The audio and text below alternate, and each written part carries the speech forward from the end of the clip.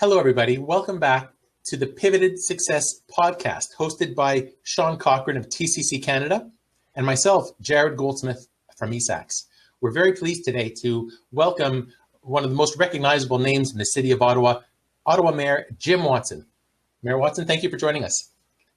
Pleasure. Thanks for having me, Jared. So, Mayor Watson, usually when we interview community leaders and business owners, they're here talking about their organization or charity or their initiatives. But in your case, your organization is quite large. Would you care to give us a little bit of background on what you do?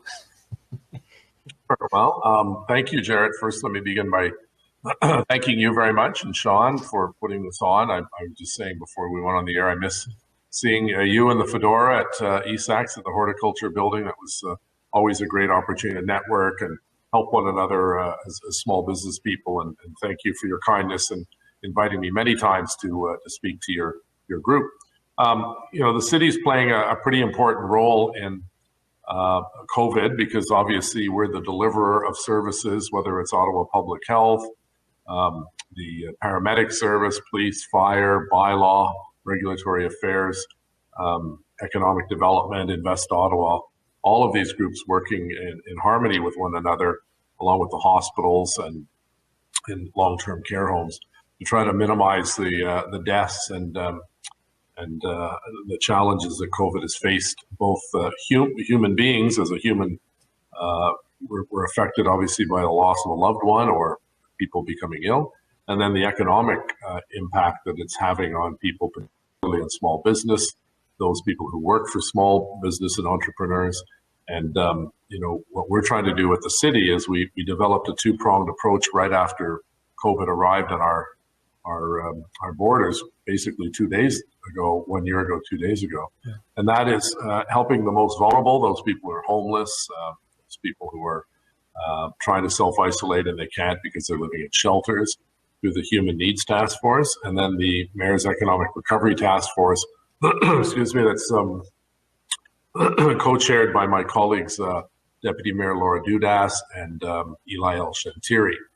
And that is a group made up of a number of organizations, the BIAs, the Council of BIAs, Invest Ottawa, Tourism Ottawa, Regroupement des gens d'affaires, the music industry, Festival Network, and many others that play an important, the Board of Trade, of course, play an important role in economic development. And what can we do with our limited tools in our toolkit to help those businesses survive during a really difficult time? Yeah, that's a really good lead in. We're actually interviewing Su Ling Ching of the Ottawa Board of Trade next week because the purpose of this is to hear from community business leaders on adapting to COVID, specifically tailored for small business, inspiration, support, knowledge, resources.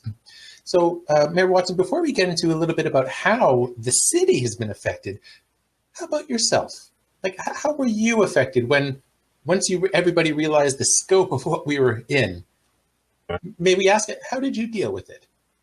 Well, look, at my issues are minuscule compared to those who have everything in many instances, had to close their doors, lay off their employees. So I don't even want to sound like I have any challenges. I think the biggest issue that I have is, I'm used to going to 14 or 15 different events in a weekend, and I have nothing to go to now. No store openings or business banquets or sports banquets and so on. So that's a little problem. We're doing a lot more Zoom calls, greetings on video, certificates that we're giving out because the economy still continues to move on. Our city has the lowest unemployment rate of the top 6 cities in Canada. It's still too high, obviously, but it's better than every other major city in the country, which is good news. We have a good basis with government employees, obviously, as a foundation here. High tech is generally doing better than retail, and the tourism and hospitality industry has suffered greatly as well. So, my own personal lot in life is not really that important because, as I mentioned to my colleagues on council, we still continue to collect the paycheck every 2 weeks. So we don't have that stress on our minds as we try our very best to make sure that we do everything possible to avoid companies and businesses going out of business. And just as an example, today, for instance, we heard rather last minute that the province was putting us back in the red zone, which creates more restrictions. And I announced immediately after that, when we found out, that we were going to fast track the patios opening, which normally on a road allowance would be April 1st. So we're doing it about 2 weeks in advance, effective today. And I tweeted that out, and we've gotten a lot of positive feedback because at least it gives those restaurants that now will be limited to 10 people starting tomorrow in dining experience can now have people on their patio. Same rules, physically distance 2 meters between tables, only 4 people per table. But it gives some of these restaurants a fighting chance to survive. Yeah. And the good weather, thank goodness, is coming. I think this Saturday, it's going to be 11 or 12, and then 12 or 13 on Sunday. So we're in for some good weather. I mean, being proactive. I remember last fall or last spring or summer when the city decided to relax their the fee structures for outdoor restaurants and permits. It's that forward thinking that. Well, we did it again this year, and we're eliminating the patio fee. So I know one restaurateur on Preston Street told me last year it saved him $8,000. So that was a significant amount of money. We normally would charge on a road allowance and so on. So we waived it last year. We waived it this year. I've asked the city treasurer to come up with a plan on how we can develop a small business tax category so that we're not lumping the mom and pop operations in with the big office towers here in downtown Ottawa. And that will it's not going to save them, hundreds of thousands of dollars, but it will save them thousands of dollars depending on the size of their business. So any small way we can help, because as you know, we don't have a lot of tools that allow us to give direct financial assistance to businesses. Well, and that's just it, Mayor. Like you said, is any little bit helps right now. So, I mean, any little bit that we can all do to sort of help ease the pain of a lot of these small businesses is so important. You mentioned earlier, of course, your day-to-day usually was whipping between event. Take us back to sort of just over a year ago. How was that transition for you from the 40 events a day to 0, just instantly? Yeah, I felt worse for the organizers because a lot of the events that I get the honor of going to are charity events that raise money for some really important causes in our community. And same with the festival network. They put a lot of effort all year long into that one-day event or into that one-week blues fest or jazz fest or chamber music fest. And then it's all gone because you can't have a crowd, you can't have any activity. So one of the first decisions I made was to ensure that we continued to provide the base funding to the festival network so that they had fixed costs. They would basically be bankrupt and have to shut their doors and not be able to put on another festival because they were out of business. So the province and the federal government followed suit with us. So we provided them with that base funding. And people, some people were critical. Well, you're paying them and they're not doing anything. Well, they actually are doing a lot of stuff. They did a lot of stuff. They booked a lot of bands, special events, lighting and staging and so on. They had to pay those bills. And we're doing the same this year because unfortunately, I don't think you're going to see a lot of big festivals being able to go back to normal days, certainly in the summer. Maybe you can see some light at the end of the tunnel, perhaps in late summer, early fall, September, October, when most of us will have had our vaccinations. Yeah, I mean, talking about those large events, a good friend of ours is Michael Wood, who I know you've been becoming frequently more known with him these days, and he was on our podcast recently. I mean, his organization, anybody has anything to do with the events, and especially like the live music, the restaurateurs, perhaps the hoteliers, the devastated. And how do we move forward from this? Yeah, and I think you look at an area like Lansdowne, which was doing so well. Yeah. Up to COVID, and then every line of business they were in were the worst hit. Special events, sporting events, retail, that's basically Lansdowne, and all three were wiped out in the span of one day. So listen, I'm very optimistic. As I said, we have a really strong economic base. When we were just going into COVID, we had the lowest unemployment rate in 30 years. high tech was booming. Shopify was bursting at the seams. Tourism was on a high from the success we built in 2017 with the Sesquicentennial. And then it all came not crashing down, but crumbling down in some industries. And so that's why I encourage our citizens. A lot of them are retired federal public servants who have a good pension. A lot of them public servants that are paid well. You got to shop local. Now is not the time to go to the big online American companies to buy your goods. Go down Elgin Street, Montreal Road, Manotick Main Street, Bank Street, Elgin. And support these little businesses, because they're the ones that you go to get your kid's soccer team sponsored, or you go for a gift basket for a charity. Amazon's not doing that. They're a big employer in Ottawa. I get that, but they'll survive.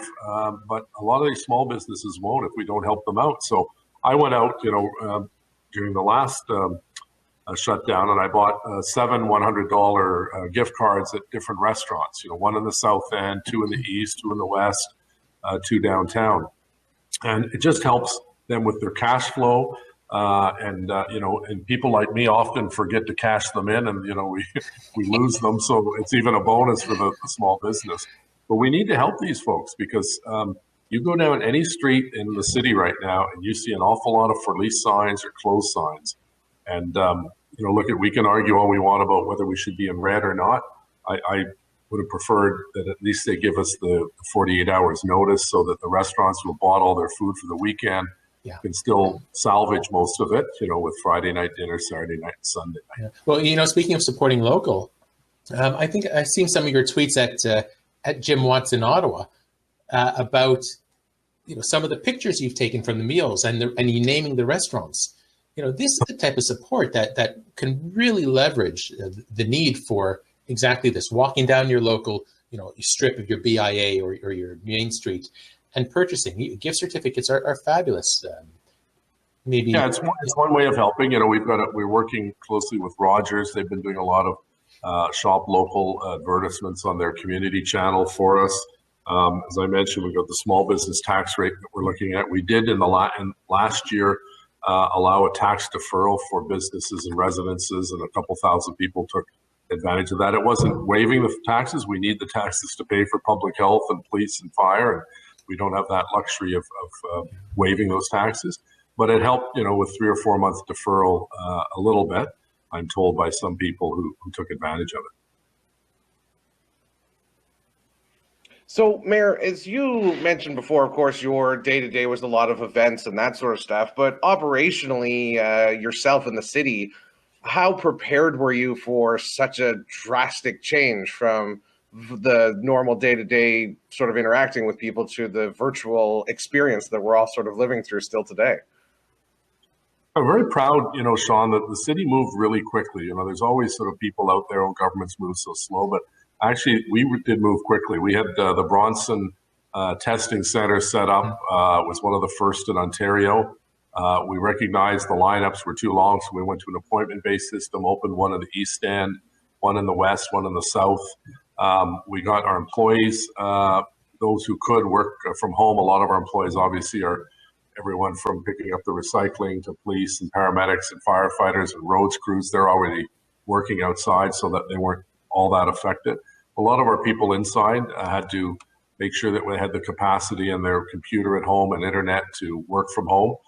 We didn't, we saw a record number of building permits issued last year, despite the fact that we're in the midst of a pandemic, and the turnaround time improved greatly because we went and developed a lot of our products online, so people didn't have to line up. And so you get a marriage license now online. You couldn't do that before. So all of that was done literally within a couple of weeks to 2 months at the beginning of COVID.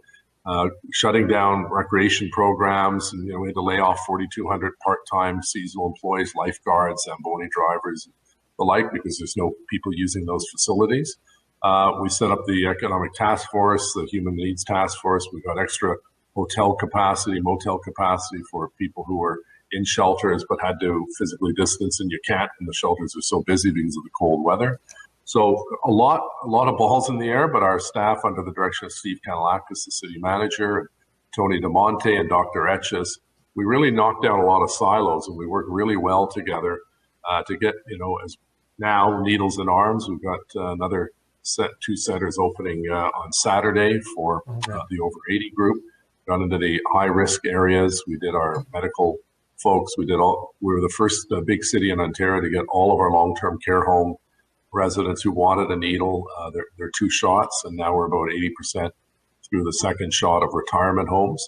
So, we're moving at pretty fast pace, and we thank the federal and provincial governments because we've incurred a lot of expenses. It's been the perfect storm between reduced revenues, transit, ridership down, rentals of ice and swimming pools and so on. So we have that issue of lack of revenue, and then we have the increased costs of overtime for public health nurses and so on. So the federal and provincial government have been very helpful. Mayor Watson, you were talking about a little bit of the efficiencies of, say, the online format, the platforms.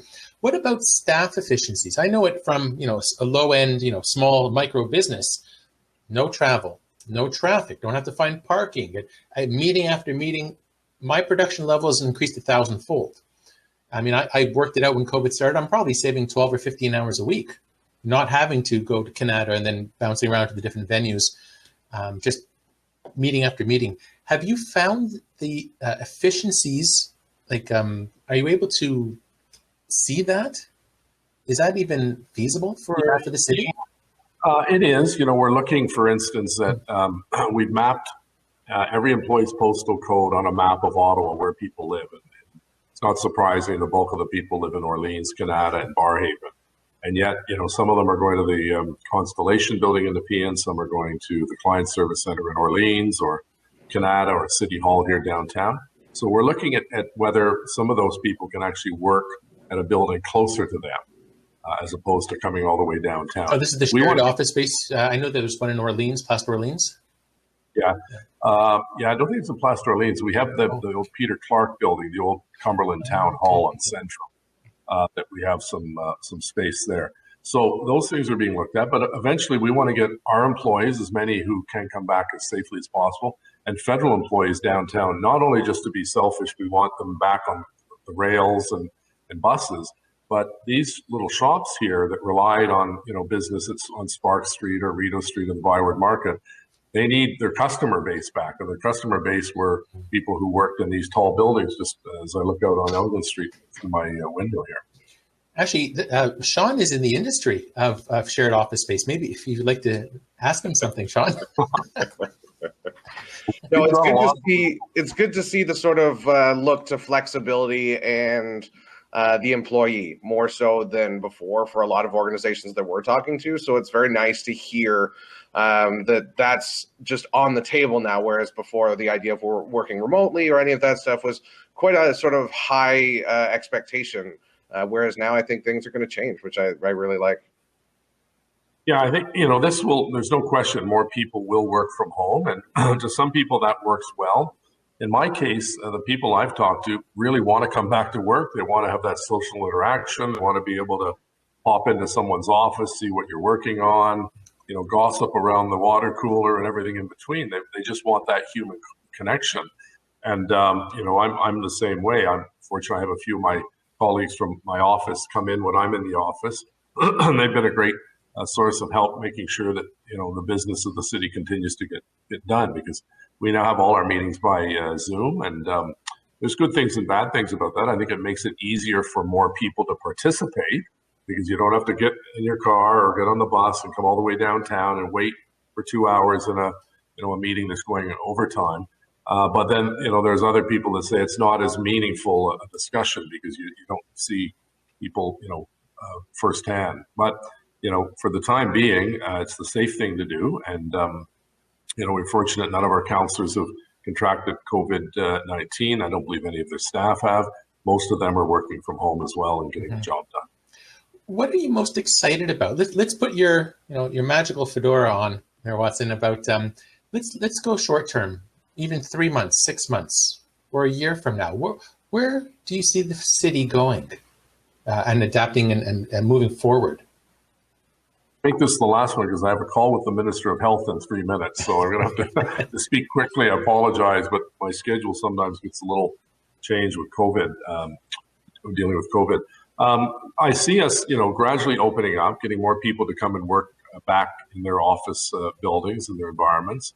A real push to get more local tourism moving, staycations as they're called, marketing efforts in Toronto, Kingston, Montreal, one tank trips they're called in the tourism industry to get people to come and visit, use Via Rail to get here, use our train system, get the airport back up to respectable levels. It's really hurting, as you can imagine, with so few flights. The impacts will be with us a long time. That people who get COVID, some of them still continue to suffer. So there's stress on the healthcare system. That's going to need our help, mostly the provincial government's help. But we're moving forward. Phase 2 of LRT is well underway. You see it in the east, west, and south. The new library is a big economic generator. We'll break ground later this year at LeBreton Flats. That will be the first phase of LeBreton revitalization. We're working with Lansdowne to see how we can make it more economically feasible, given the fact they've had a rough year with COVID. And just doing whatever we can with the small business community to try to roll out the red carpet and not the red tape, and be flexible so that we recognize that they've been through a catastrophic experience and they're still suffering as a result. Well, Mayor Watson, thank you so much for your time. And it's so great to hear about the leadership that and going forward, and the future it can be very bright. So thank you very much for everything you do, Mayor Watson. Really appreciate you taking the time. Take care. Bye-bye. Thank you. Bye.